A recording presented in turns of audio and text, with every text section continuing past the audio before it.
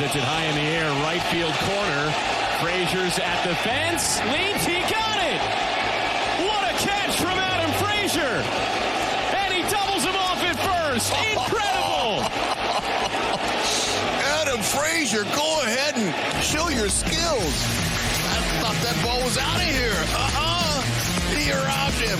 Your Kansas City Royals went to the Motor City and emerged victorious in their series opener against the Detroit Tigers, blowing them out in the 9th inning, 8-0. Let's go ahead and talk about it on today's Royals Recap. I am Jacob Milham, one half of the Royals Rundown podcast. If you're listening right now, wherever you're listening, thank you so much for supporting us. But the best way you can support us and make this podcast keep happening is by reading RoyalsReview.com. You can also find them on X and Facebook at Royals Review. But let's go ahead and get right into today's action.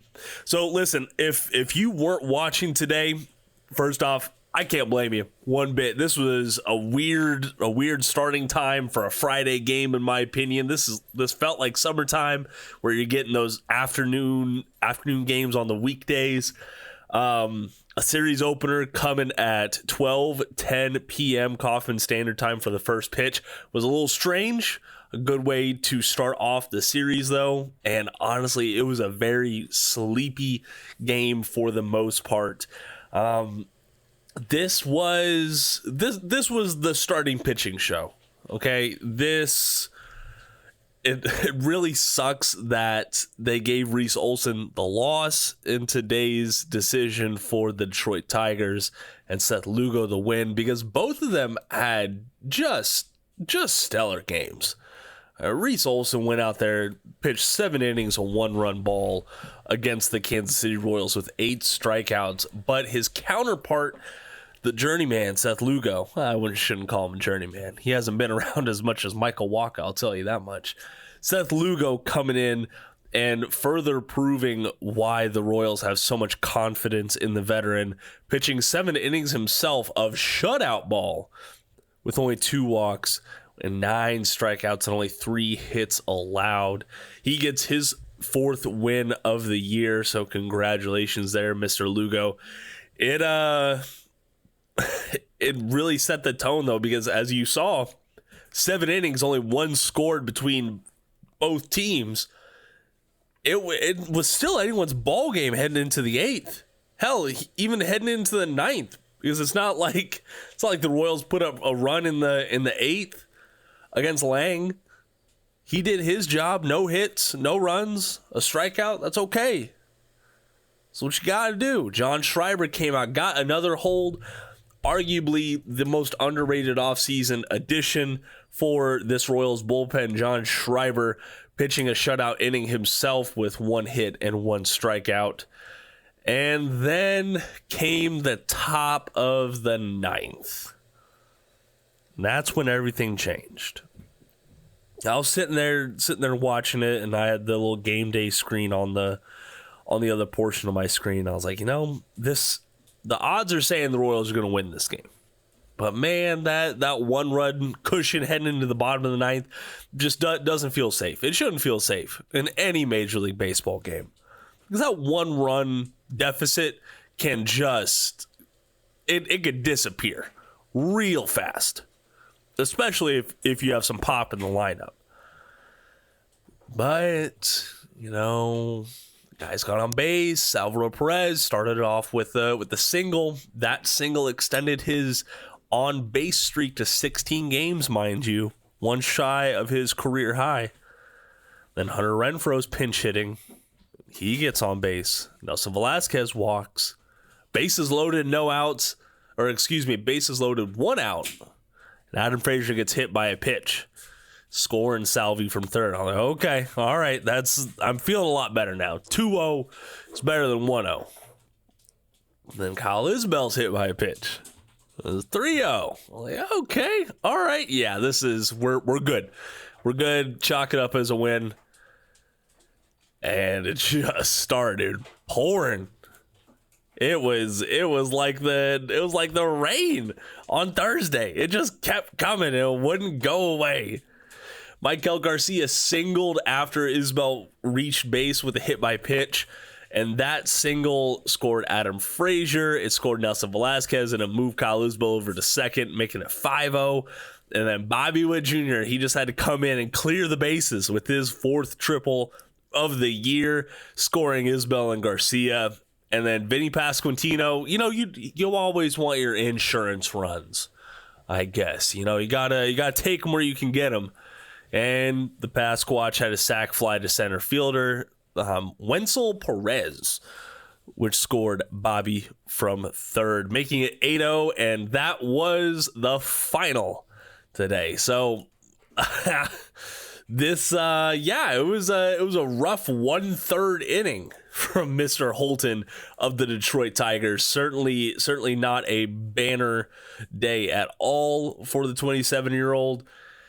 And the Royals, they get a little bit more cushion in the AL Central standings because, the Tigers are third right now in the standings. So every win the Royals get this series is doubly more valuable in the ultimate standings. Right now they have a 2.5 game cushion over the Tigers after today's win. So I'll take it. 17-10 your Kansas City Royals are currently at. Just take a second to think back on where this team was one calendar year ago. Sitting there in single-digit wins, mired in mediocrity, and here we are now. I couldn't imagine it. 17-10. They're back on the run differential track too. They got kind of thrown off in that 3-game skid, but right now they're at plus 47 across the season. Good for second best in baseball. They're on a 4-game win streak right now, tied for the longest in baseball. They're doing everything right. Plus, now they're not struggling as much against these over 500 teams. There were concerns after the Baltimore Orioles series, like, oh man, the Royals really look outmatched. Let's see what they could do, but man, it's not looking too good. Well, the Tigers are over 500, the Blue Jays are over 500, and we saw what happened there. Currently, the Royals are a perfect 500 against teams over 500, so I like it. We'll take it. Today, this was a very good win. This was a much closer game than the final score will show, for sure. There's no doubting that. This was a very well-pitched game from those two starters, but the bullpen was the difference. And we have seen that time and time again, and too often, the Royals are on the wrong side of that. I was thinking about that when we were entering, what was it, the 8th inning. I was like, man, this time last year, who would we have had coming out in the 8th inning? Been a guy like Amir Garrett. Truth be told, outside of like Garrett, Barlow, and Chapman, I have repressed the memories of the 2023 bullpen to start off the season. I've locked that away. It didn't happen. Just didn't happen. Spring baseball just didn't happen, and the Royals started in a 20-game hole just in the middle of the summer, magically. That's how it happened. But right now, there are so many guys that manager Matt Quatraro can turn to, and all of them have a winning chance. Okay? Even in today's blowout, it was a blowout by the time Will Smith was coming to the mound. But Will Smith was the guy who pitched the bottom of the 9th. And he only had a hit. No runs, no strikeouts, no walks, but kept him off the board, kept the shutout intact. 3 pitchers today combined in that shutout effort. Lugo, Schreiber, and Smith, all guys who were not in this organization last year. All guys who might not be here next year, but all that matters is they're here right now, and they're producing right now. And I, for one, absolutely love it. I really, really do. Running up and down the lineup real quick, let's see who did the best. I think Bobby Witt Jr. had the best game today statistically. He only had the one hit, but he scored a run. He had 3 RBI, and he's really struggled with guys in scoring position. Like, that hasn't been his calling card. And at least today, he had that triple when Isbell was standing on second. He had the sac fly. Both of those are valuable. Is it perfect? Is it a bomb every single time? No. But it's still valuable. He still gets the job done. Like I said, Salvi extended his on-base streak, so kudos to him. There are guys in the middle of the lineup who continue to slump, and it's not good. MJ Melendez, sure, he drew a walk, but outside of that, he has not been a positive member of this lineup in quite some time. Michael Massey, I know I think this was only his 7th game back. I know he's still probably getting stretched out a little bit, but I mean, come on, guy. I am hoping with that short porch in right field there in Comerica Park, then we can put one over the fence and get that monkey off her back. Nelson Velasquez is also slumping. He had a really hot start to the season. But now he looks like that guy we all saw down in Arizona, where we were wondering if he was going to start out the season in Omaha just because his bat was stone cold. All in all, this was a good game. A good way to start off the weekend. There's some good, there's some bad, but the good far outweighs the bad. And I don't want to be a Tigers fan right now. After that game just got away from them in hilarious fashion, for lack of better terms. Coming up on the other side of the ad break, we will hear from a litany of folks, Seth Lugo, Matt Quatraro, but first we will hear from Adam Frazier, who had a stellar play in the outfield today, as you heard. Stay tuned. All right, Jake, thank you. I was just telling Adam, we were just talking about the catch of the year being yesterday, Kyle Isbell, and then you go over the fence. But before we talk about that, let's talk about Seth Lugo, just dominant out there. What are you seeing from your vantage point? Yeah, he's working everything. Pitched really well, attacking guys, getting ahead, and a lot of soft contact, so it's fun to play behind. And then the one big contact looked like it was going over the fence. Take us through that and just the whole thing. You made it look easy. Yeah, just trying to get back there but have some space to jump. I wasn't sure if I was going to have a chance at it with the wind, but just get up and try to bring it back, and fortunately was able to do that. How quickly then are you thinking, wait a minute, I got a shot at first? Yeah, I knew I had a shot. I just couldn't get out of my glove. So I had time. I knew Baez was being aggressive like he always is, but yeah, I don't know. It was a good play. Your role has changed a little bit since Massey came back a week and a half ago, and suddenly we're seeing you play as much, but in left field. Hadn't seen you in right first. How do you stay sharp? How comfortable are you at all those positions? I feel good. Just get work in at BP. Some live reads off the bat. Damon does a good job making sure we stay sharp with the little things. I've done it my whole career. Play some corner outfield here and there. So, you get to do things like bring Homer back. That's fun too.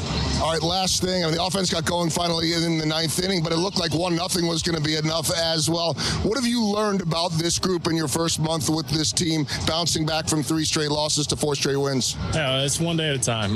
We do a lot of the little things right, and when we do that, we're able to stay in games and come out on top. So we just got to continue to do that and take it one day at a time. You're getting veteran treatment here. All we're getting is sunflower seeds in the air, and the wind is pulling them backwards. Great job. Maybe somebody will top that catch tomorrow. Go celebrate with your team. Thank you. All right, what a job by Adam Frazier. Guys, he is just so calm about everything, just getting his job done. Well, being aggressive is part of the plan every outing, but I just had really good fastball command today. I mixed my pitches well, and I for the most part, stayed ahead in counts. When you know you're rolling like that, is it when you get those first couple of strikeouts that everything's going to be sharp and moving where you want it to go? Well, just with their approach, through a couple pitches I thought, perhaps should have taken a couple swings on, but it kind of gave me an idea of what their approach was throughout the game, and just made sure to keep executing fastballs. I got to ask you, what did you think about Adam Frazier's catch out there in right field today? That was awesome. I mean, without that, it's a completely different game. You know, it's 2-1 in the ninth, and they got their closer going, so that won the game for us. That comeback, or did you take it mostly off your glove? I mean, that was pretty nice reflex. Maybe right in the glove, yeah. You know, I knew since he hit it so hard, as soon as I did make the play to stay calm, and I had time to make the throw first. You've been pretty strong this year across the board. A couple of hits here and there, but nothing major. It seemed like today you were exceptionally sharp. Did it feel that way? I mean, everything you threw, pretty unhittable stuff, 13 swings and misses. Yeah, like I said, I think the biggest thing was fastball command. It was there from pitch one, and I think as the game went on, it stayed where it was. So I think that was the biggest thing for me today. Where were you for Isbell's catch yesterday? Were you back here already, or were you? No, I traveled with the team yesterday. So you did see it? Yeah. Which catch is better, Frazier? I don't know. I'm not gonna pick one or the other. You know, I know, Frazier. I can't remember the last time I saw him in right field. So for him to make that play and get that good of a beat on it, it's impressive. But you know, Izzy with all that room in center field to make that play was also incredible. So you know, defense has been really sharp this year, and they're fun to watch. It was a tough game for offense until the last thing. I mean, the starters did a heck of a job, and their bullpen we know is really good. But put a couple good at bats together there against Holton to get some traffic on the bases, and then took advantage of a little wildness. So that was good. But then to tack on with Michael and Bobby both coming up big, that clearly the breathing room is much needed. And but as far as the catch, that's an interesting right field, right? It's a little shallow. It's a pretty high wall. Guys, that's a tough thing to do, to go up and grab that and then make it a double play is even more impressive. I mean, a huge part in the game for us. Sorry, I just coughed. Guy like Lugo, he's been around long enough. You're not worried about one blip, one loss. But were you impressed at how well he bounced back today? It was pretty unhittable stuff. Yeah, well, I mean, he's, to be honest, even the last game, we lost the game, but he pitched well. I mean, we didn't do a whole lot offensively that day, and he had us in the sixth inning and gave up 1 or 2 runs. It wasn't a big blow up for him. So yeah, these guys turn the page so quickly. It's really impressive. And he's a contact hitter or pitcher mostly. I think he had 13 swings and misses today. He had a career high tying 9 Ks. I mean, he was really on his stuff no matter what he threw. Yeah, when he locates, he's unique because he can make the ball move in every direction. And clearly today he was hitting the corners pretty well, and gave them fits. And the same you could say for the other guy with Olsen. I mean, he did the same to us. It was tough to figure out the starters. Did you feel like Lugo was kind of aggressive from the start there? I mean, 4 strikeouts in his first 5 batters face. Well, he always is. I mean, he never backs down from it, but he's trying to create contact, and today he got more swings and misses and more called strikes than normal. And what was the clarification with the umpires on Vinny's bobble right there in the 5th? It has to be in your glove or in your bare hand. Kyle Isbell had that great catch yesterday, and that was going to be the catch of the year. That lasted not even 24 hours, and now he's got Frazier. What was your favorite? Which one? Yeah, we'll take them both. Yeah, I know. I'm a fan of any good defense, and that's how you win. You got to play defense, you got to pitch, and so far that's been something we've been good at. 9th inning there with Salvi. What was the discussion with? Just a miscommunication about the pitch or the pitch count. Okay, yeah. gotcha. Alrighty, y'all, we do have a couple of responses to our Spotify Q&A. So if you are a new listener here to the podcast, if you listen to us on Spotify, you have access to polls and Q&As. And what I do is on every episode, if you respond to the Q&A, I will read your response in the following episode. So without further ado, on yesterday's recap, in the 5-inning, what was it, a monsoon series finale against the Toronto Blue Jays, Luke 57 says Cole Reagan's complete game. That's it. That's the story. Yeah. And I was very surprised to hear that on the broadcast, Luke, that I didn't think about it, but technically he did pitch a complete game. It's probably the shortest complete game in Royals history, though. A 5-inning masterpiece. Whoop-de frickin' do. And then Ginger 620 says a win's a win, so I'll take it. Glad to see Reagan's rebound after his rough start against Baltimore. And yeah, that was something that Jeremy and I stressed on one of the full-length episodes, so go check those out. As long as that is the outlier for Reagans this year, that's okay. That was his worst start by far. Statistically, if you go back and watch that game now, I think you'll see more of like, man, he was just really unlucky. If the ball was getting put in play by the Orioles, it was just really lucky. It was perfect spot, perfect speed so that no one could get there in time. It was a tough one to watch, and he rebounded solidly against the Blue Jays, I will say. Okay, that is going to do it for today's Royals recap. What in the world? Folks, I am getting a phone call right now. Please give me a second. Hello? Oh, boy, what a game. Oh, this guy. Now, y'all have been very mean about Adam Frazier, and I think y'all owe him an apology. He was worth 3 runs today. Not only did he get hit by a pitch to drive in that 1 run, but he run that home run in right field. Now, that Jeremy guy, he said Adam Frazier can only play second base, but I got news for him. Boy, Adam Frazier looks good, and y'all better say some nice things about him in your next podcast. All right, thank you very much for your time, Mr. Trucker. We appreciate all of our listeners here at the podcast. I'm calling back because I just remembered he got the first hit of the game, too, and scored on that sacrifice fly by Bobby Witt Jr. He's on fire. From Bobby Wheat. Bobby Wheat? I think his name is Bobby Witt. He's not a grain product. He's a superstar. All right, let's go and move on from that. Thank you, everyone out there, for listening. Go support us on RoyalsReview.com. You could also follow the podcast on X and TikTok at Royal Rundown Pod. I am Jacob Milham. Thank you so much for listening, and until next time, go Royals!